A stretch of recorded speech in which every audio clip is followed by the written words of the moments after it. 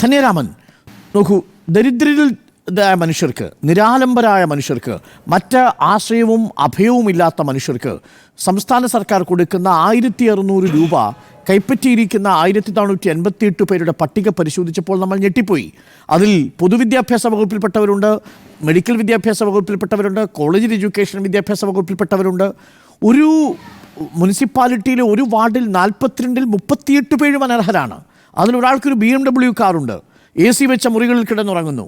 നമ്മുടെ നാട്ടിൽ അതിദരിദ്രരുടെ എണ്ണം 16,000 ആണെങ്കിലും ഈ പൈസ കാത്തിരിക്കുന്ന ധാരാളം മനുഷ്യർ 60 വയസ്സ് കഴിഞ്ഞവരുണ്ട്. അവരുടെ മുന്നിലാണ് ഈ തട്ടിപ്പും കൊള്ളയും നടക്കുന്നത്. ആരുടെ വീഴ്ചയാണ് ധന്യ?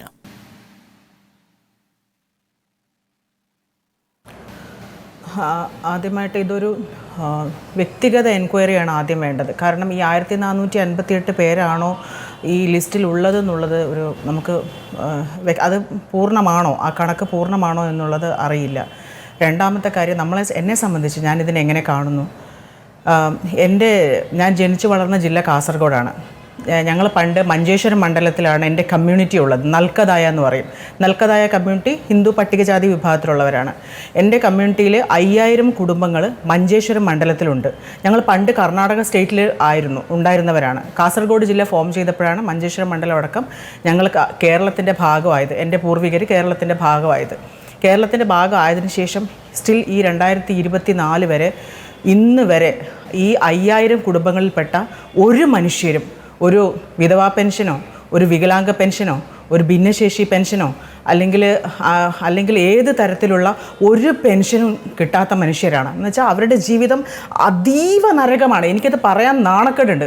ഈ കേരളത്തിൽ നമ്മൾ ജീവിക്കുമ്പം മഞ്ചേശ്വരത്ത് നൽക്കതായ കമ്മ്യൂണിറ്റിയിലെ എൻ്റെ കമ്മ്യൂണിറ്റിയിലെ ആൾക്കാർ ഇപ്പോഴും ഇങ്ങനെയാണ് ജീവിക്കുന്നത് എന്ന് പറയാനായിട്ട് എനിക്ക് വിഷമമുണ്ട്, ദുഃഖമുണ്ട്, എനിക്ക് ലജ്ജയുണ്ട്. കാരണം ഒന്നുകിൽ വിദ്യാഭ്യാസപരമായിട്ട് മുന്നേറാൻ സാധിക്കണം, ഒന്നുകിൽ സാമൂഹ്യപരമായിട്ട്. അറിയില്ല, അങ്ങോട്ടേക്ക് ഒരു മനുഷ്യനും പോകാറില്ല. ഞങ്ങൾ സംസാരിക്കുന്ന തുളു ഭാഷയാണ്, ഞങ്ങൾക്ക് മലയാളം അറിയത്തില്ലല്ലോ. ഇപ്പോൾ എൻ്റെ അമ്മ മലയാളി ആയതുകൊണ്ടല്ലേ എന്നെ മലയാളം പഠിപ്പിച്ചത്. എൻ്റെ ബാക്കി കമ്മ്യൂണിറ്റിയിലെ ആൾക്കാർ മൊത്തം കന്നഡയും തുളുവും ഒക്കെയാണ് സംസാരിക്കുന്നത്. അവർ മലയാളം മീഡിയം സ്കൂളിലല്ല പഠിക്കുന്നത്, അവർ കന്നഡ മീഡിയം സ്കൂളിലാണ് അവർ പഠിക്കുന്നത്.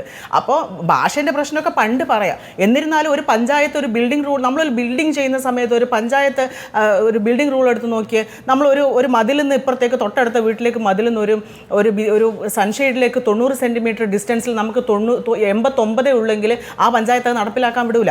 അത്രയും സ്ട്രിക്റ്റ് ആയിട്ടുള്ള നിയമങ്ങളുള്ള നാട്ടിൽ ഇന്നും ഈ പെൻഷൻ കിട്ടാത്ത മനുഷ്യരുണ്ട്. കാരണം അവരുടെ ജീവിതമൊക്കെ ആരുടെങ്കിലും വീട്ടിൽ പാത്രം കഴുകാനൊക്കെ അവിടുത്തെ സ്ത്രീകൾ പോകും. ഭയങ്കര പ്രിമിറ്റീവായിട്ടുള്ള മനുഷ്യരാണ്. നിങ്ങൾ ഒരിക്കലും അങ്ങോട്ടേക്ക് ഒരു ക്യാമറ പോലും പോയിട്ടില്ല, വളരെ പ്രിമിറ്റീവാണ്. അപ്പോൾ ആരുടെങ്കിലും വീട്ടിൽ പാത്രം കഴുകാനൊക്കെ പോയി കഴിഞ്ഞാൽ അവർ പറയും, നിങ്ങൾ ഇന്ന ജാതിയല്ലേ, നിങ്ങൾ മുറ്റത്ത് ഉള്ള പണിയെടുക്കൂ, നിങ്ങൾ അകത്ത് പണിയും കൊടുക്കൂല, കൃത്യമായിട്ട് കൂലി കൊടുക്കൂല.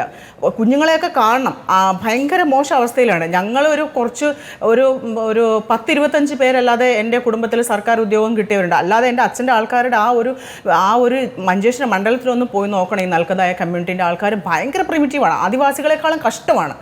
അപ്പോൾ ഇങ്ങനെയുള്ള മനുഷ്യർക്കൊക്കെ ഞാൻ വിചാരിക്കും എന്തുകൊണ്ടാണ് ഞാൻ അവിടെ പോയി ഈ വിവരം അറിയിക്കേണ്ടവരെ അറിയിച്ചിരുന്നു. എന്നിട്ട് പോലും പഞ്ചായത്തിൽ നിന്ന് ഒരു മനുഷ്യർ, അത്രയും ഒരു മനുഷ്യനായിട്ട് പോലും ഞങ്ങളെ പരിഗണിച്ചിട്ടില്ല.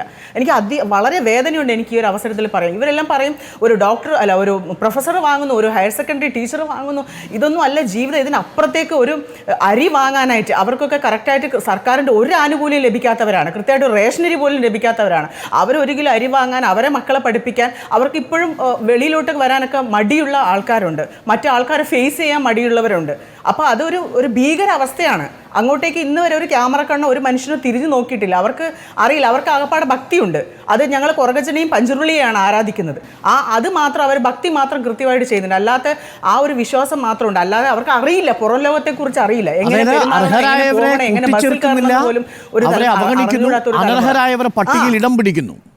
അതെ, തീർച്ചയായിട്ടും. അപ്പം അത് ഇവിടെ 40 കോടിയോളം രൂപയാണ് ഇവിടെ നഷ്ടമായിക്കൊണ്ടിരിക്കുന്നത്. അപ്പോൾ ഇത് എത്രയോ അർഹർ അവിടെ അപ്പുറത്ത് കിടക്കുകയാണ്. ഒരു മരുന്ന് മേടിക്കാൻ, അല്ലെങ്കിൽ ഒരു നേരത്തെ ആഹാരത്തിന് ഈ പൈസ എന്തെല്ലാം ആവശ്യത്തിന് 1200 രൂപ അല്ല 1600 രൂപ ഉപകരിക്കുന്ന ആൾക്കാരുണ്ട്. അപ്പോൾ ഇത് കൃത്യമായിട്ട് ഈ പൈസ എടുത്ത് പോയ ആൾക്കാരുടെ പേരടക്കം നിങ്ങൾ പുറത്തു വിടണം. ഇത് വളരെ മോശമാണ്. അത് ഇത്രയും കാശുള്ളവന് ഇത്രയും പൈസ ഉള്ളൂ. ഈ അന്വേഷിച്ച് നോക്കിയപ്പോൾ ഏറ്റവും കൂടുതൽ ആരോഗ്യ വകുപ്പിലാണ് 374 പേരാണ് ഈ അനർഹ പെൻഷൻ വാങ്ങുന്നത്. അപ്പോൾ ഇതിൽ വേറൊരു ഇതിൻ്റെ മറുവശം കൂടെയുണ്ട്. ഇപ്പോൾ സംവരണം പാലിക്കാതെ ഭിന്നശേഷി വികലാംഗ ആൾക്കാർക്കൊക്കെ ജോലി കൊടുത്തിട്ടുണ്ട്. ആദിവാസി വിഭാഗത്തിൽ 23,000 പേരാണ് വികലാംഗരുള്ളത്. ഈ തിരുവനന്തപുരം ജില്ലയിൽ മാത്രം 750 പേരുണ്ട്. ഇന്ന് വരെ ഒരു ആദിവാസിക്ക് ജോലി കിട്ടിയിട്ടില്ല. അപ്പോൾ ഇവരുടെ ഈ ജോലിയും കാര്യങ്ങളൊക്കെ തട്ടിയെടുത്ത മനുഷ്യരുണ്ട്.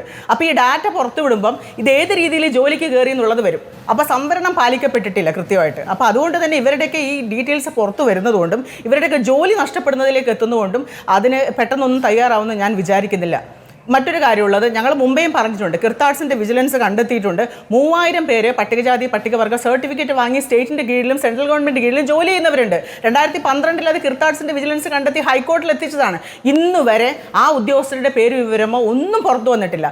നായാടി എന്നുള്ള പട്ടികജാതി വിഭാഗത്തിൻ്റെ സർട്ടിഫിക്കറ്റാണ് നായർ, പിന്നെന്താണ് നാടാർ, ഇതുപോലത്തെ കാസ്റ്റ് അവർ റവന്യൂ പോയി അവർ തിരുത്തി എഴുതിയാണ് ഈ ഡോക്യുമെൻ്റ്. SBIയിലെ പ്രൊബേഷണറി ഓഫീസർമാർ, വലിയ വലിയ പോസ്റ്റുകൾ, ബാങ്ക് മാനേജർമാരെല്ലാം ഇത്തരത്തിലുള്ള ജോലി കരസ്ഥമാക്കിയിട്ടുള്ളവരുണ്ട്. അപ്പോൾ ഉദ്യോഗസ്ഥർക്ക് വേണ്ടി ഒരു ലോബി ഇവിടെ പ്രവർത്തിക്കുന്നുണ്ട്. പെട്ടെന്ന് എന്തെങ്കിലും സംഭവം, എന്തെങ്കിലും അവർ എത്ര ഗുരുതരമായിട്ടുള്ള കുറ്റകൃത്യം ചെയ്താലും കുറച്ച് ഉദ്യോഗസ്ഥർ കൈക്കൂലി വാങ്ങിച്ചാൽ വിജിലൻസ് പിടിക്കും. അല്ലാണ്ട് ഇതാണ് അന്വേഷണം. പലിശ സഹിതം ഈ പണം തിരിച്ചു കൊടുത്താൽ ഈ പ്രശ്നം അവസാനിക്കും എന്നാണ് സർക്കാർ പറയുന്നത്. എന്നാൽ ഒരു വലിയ പദ്ധതിയുടെ ഒരു സാമൂഹ്യക്ഷേമ പദ്ധതിയെ അട്ടിമറിക്കാൻ ശ്രമിച്ചവരാണ് ഇവർ. അവർ ഈ സർവീസിൽ തുടരുന്നത് തന്നെ ന്യായീകരിക്കാൻ കഴിയുമോ? ധന്യയാണ് ഈ സാമൂഹ്യക്ഷേമ ന്യായീകരിക്കാൻ പറ്റത്തില്ല. അവരുടെ പേരുവിവരങ്ങൾ പുറത്തു വിടണം. അവരെങ്ങനെ പേറോൾ സ്റ്റാഫായി എന്നുള്ളത്, ഗവൺമെൻറ്റിൻ്റെ പേറോൾ സ്റ്റാഫായിട്ട് അവരെങ്ങനെ കയറി എന്നുള്ളതാണ് ഞങ്ങൾക്ക് അറിയേണ്ടത്. അത് ഏത് രീതിയിലാണ് ഇവർ, എന്തുകൊണ്ടാണ് ഈ ഡാറ്റ പുറത്തുവിടാത്തത്? അത് സ്റ്റേറ്റ് പുറത്തുവിടണം എന്നുള്ള ഇത്തരത്തിലുള്ള ഗുരുതരമായിട്ട് കുറ്റകൃത്യങ്ങളെ വേരോടെ കുഴിച്ചുമൂടാൻ ഇപ്പോഴത്തെ സർക്കാർ വിചാരിച്ചാൽ സാധിക്കും. അവരത് ചെയ്യണം എന്നുള്ളതാണ് ഞങ്ങളെപ്പോലെ